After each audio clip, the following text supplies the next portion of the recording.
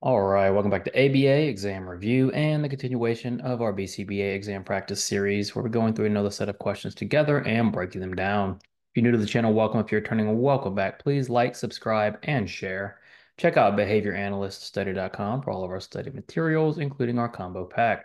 When you pass your exam, let us know so we can include you in the Sunday shout out. Work hard, study hard.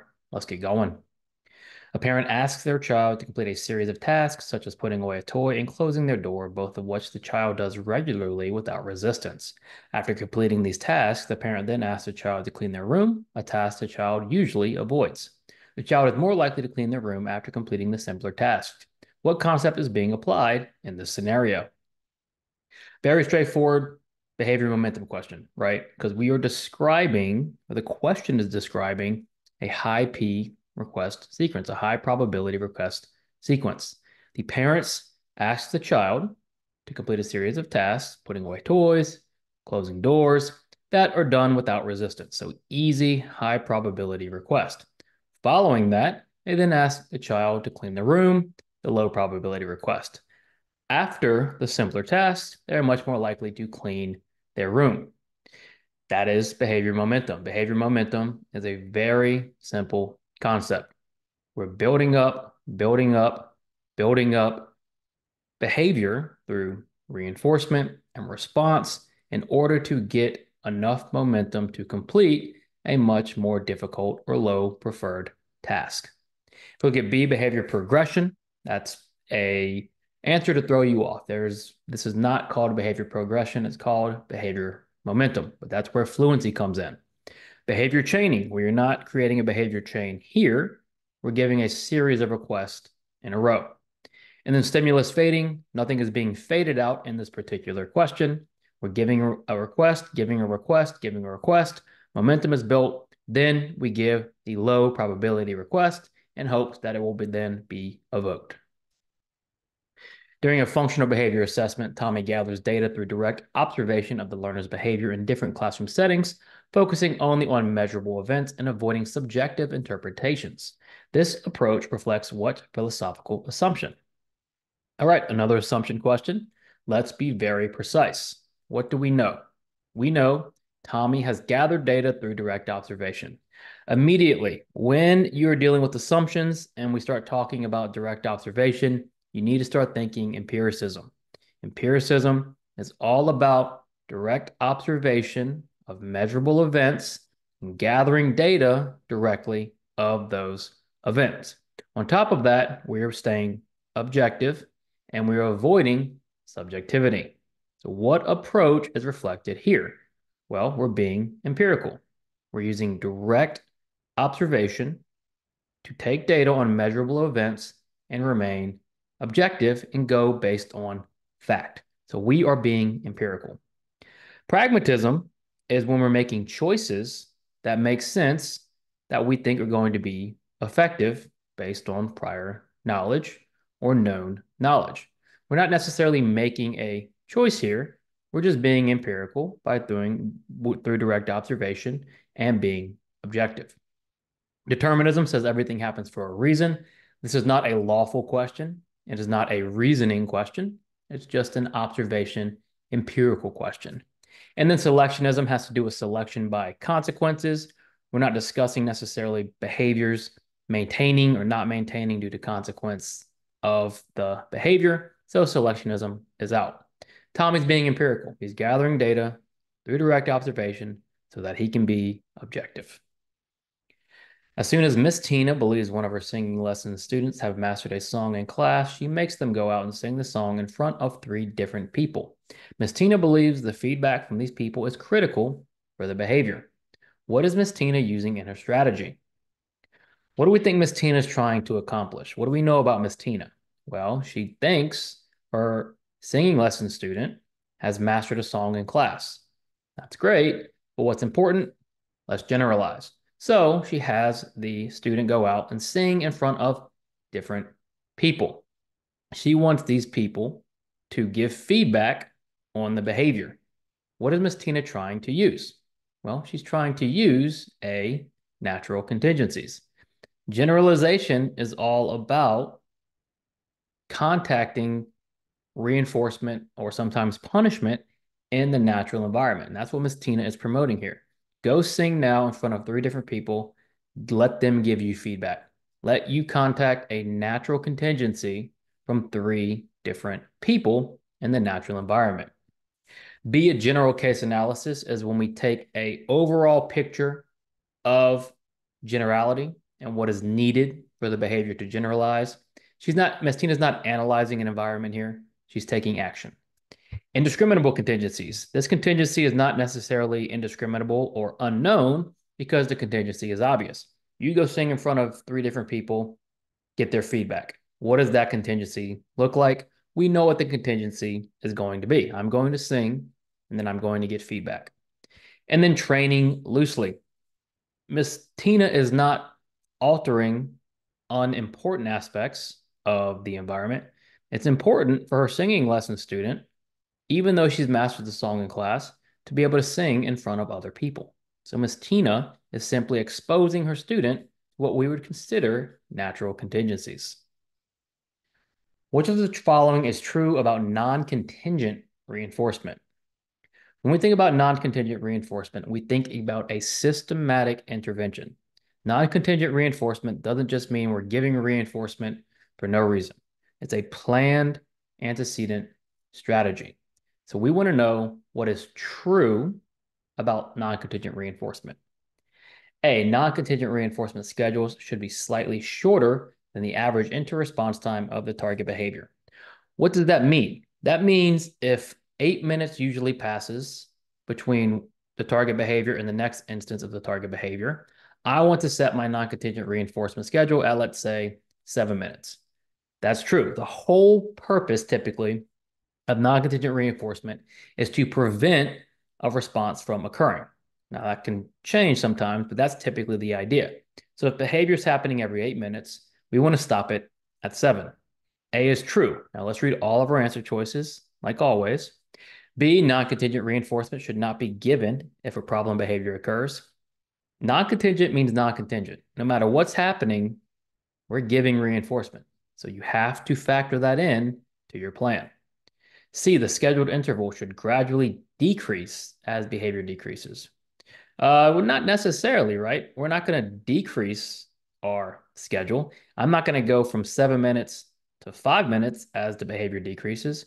I want to increase the time that behavior is occurring, right? So if the behavior is occurring every 8 minutes now, I want to increase that schedule. And then D, you should only use fixed schedules when working with non-contingent reinforcement. No, you can use variable schedules as well. It just depends on the situation. So what is true about non-contingent reinforcement? Our schedule should be slightly shorter than the average IRT of the target behavior. Jacob is tracking crying behavior from his 3-year-old in order to get a better idea of the behavior and how it occurs throughout the day. He is currently using frequency data, which tends to show 1 to 2 crying fits per hour, but the fits tend to last an extended period of time. What might Jacob consider to get a more accurate picture of the crying? Whenever we're choosing measurement, we have to choose a measurement that's going to accurately reflect the behavior and help us achieve our goals. Jacob, in this case, is tracking behavior of a 3-year-old, and he wants to know how it occurs throughout the day. So he takes frequency data, which shows 1 to 2 crying fits per hour, which is fine, but the fits are lasting an extended period of time. So what's the issue with that? Well, let's say we have 2 fits per hour, but each fit is 25 minutes. Is frequency data really going to tell the whole tale of what is happening? No, because it's going to say 2 times per hour, which seems like not a lot, but if they happen for 25 minutes each, that's a significant amount. So what can Jacobs consider to get a better picture of crying? A, changing his measurement to rate.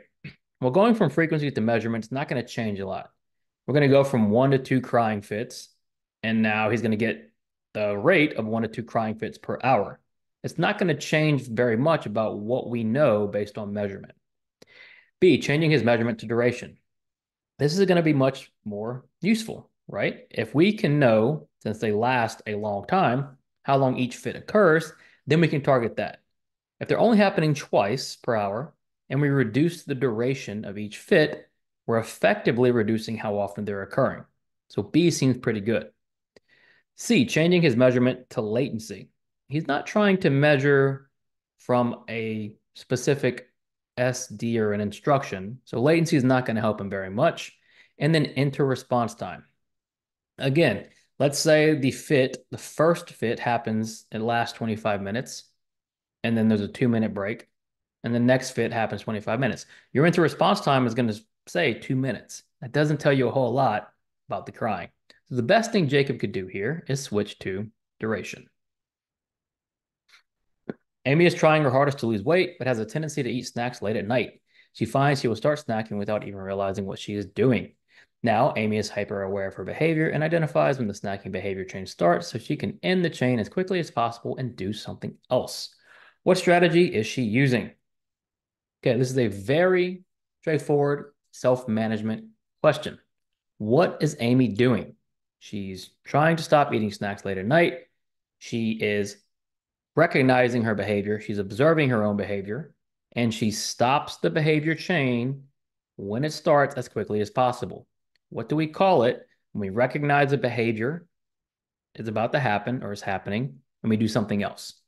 A, mass practice. Mass practice is similar to negative practice over correction, where we're doing the same thing over and over again, the wrong behavior over and over again. Amy is not doing the wrong behavior over and over again. She's trying to stop herself and do something else. B, self-evaluation. Self-evaluation occurs when we take what we've done and compare it against a reference or a normed scale. She's not evaluating herself. What she's doing is trying to reverse her habit of eating snacks late at night. She's engaging in habit reversal. Identify when the chain is starting, try to change the chain as quickly as possible, and do something else. And then D, restitutional overcorrection, where we repair the environment to a better state than before. Clearly, this is not a restitutional overcorrection question. The strategy Amy is using would be considered habit reversal. You just learned that one of your favorite clients' dad lost their job and is now without insurance coverage. The dad comes to you and asks if you're able to offer any assistance, whether through free service or discounted out-of-pocket service, until he's back on his feet. What are your options? Challenging situation, right? Most of our services now are insurance-based, meaning you have to have insurance to continue getting that insurance coverage. In this case, you have a great client. Dad lost their job, no insurance. So services could be in jeopardy. Sad situation. As a behavior analyst, what is your role? What is your job? What are you required to do? What are you not required to do? What are your options for this dad and working with the dad? A, you're not allowed to make this type of arrangement with the dad. Well, the arrangement would be free service or discounted out-of-pocket service. You can do whatever you'd like if it's your company or whatever company you work for. If you want to give free service and your company or the company you work for is okay with that, you are more than welcome to do that. Your setup with this dad is based on what you agree upon in a contract. So A is not true. B, you can discharge the client or put services on hold until the family has insurance again. You also can do this. You are under no obligation to give free or discounted services. At the end of the day, it's still a business and you are under no obligation to do that. C, you can negotiate an agreement with the dad and put it in writing. You can. If you work something out, you're free to do that until he's back on his feet. Do you have to? No, but you do have the option. So you can discharge the client or you can negotiate an agreement with the dad and then put it in writing.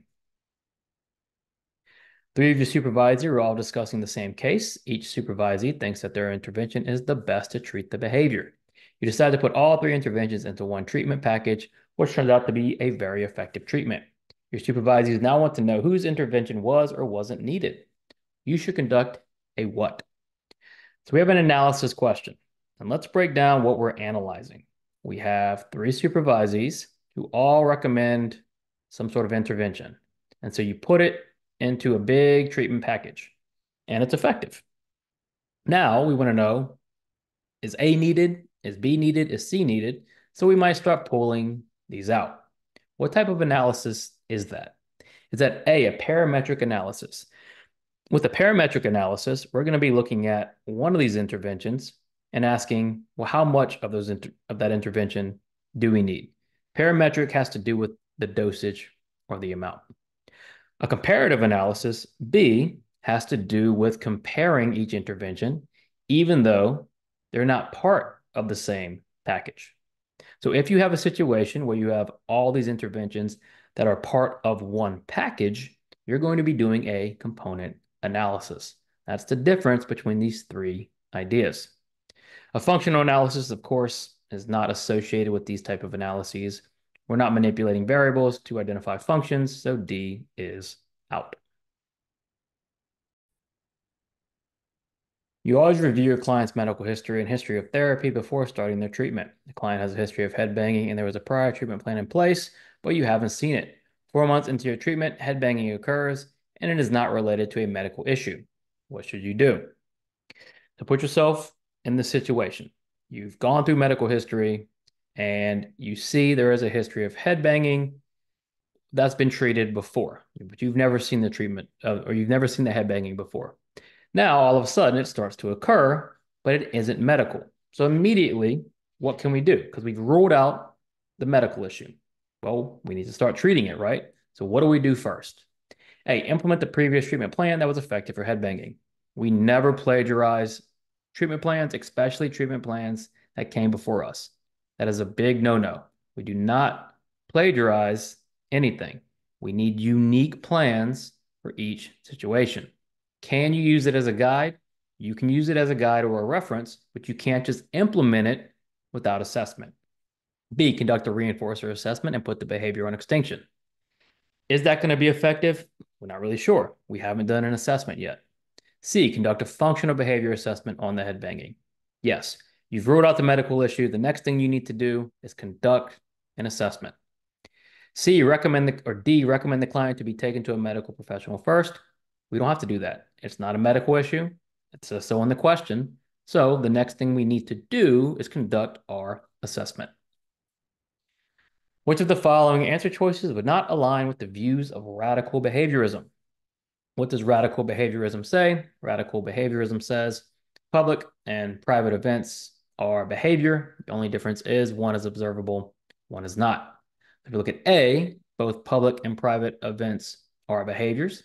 That would align. That's true. B, private events are only different from public events due to observability. Also true. They're both behavior. C, public and private events abide by the same behavioral laws and principle. That is also true. Public and private events are both behaviors. One's observable, one's not. That leaves us with D. Private events should not factor into our analysis of behavior. Not true. We should consider those when doing analysis. Thanks for watching. Please subscribe. Check out behavioranalyststudy.com for all of our study materials. Work hard, study hard. See you soon.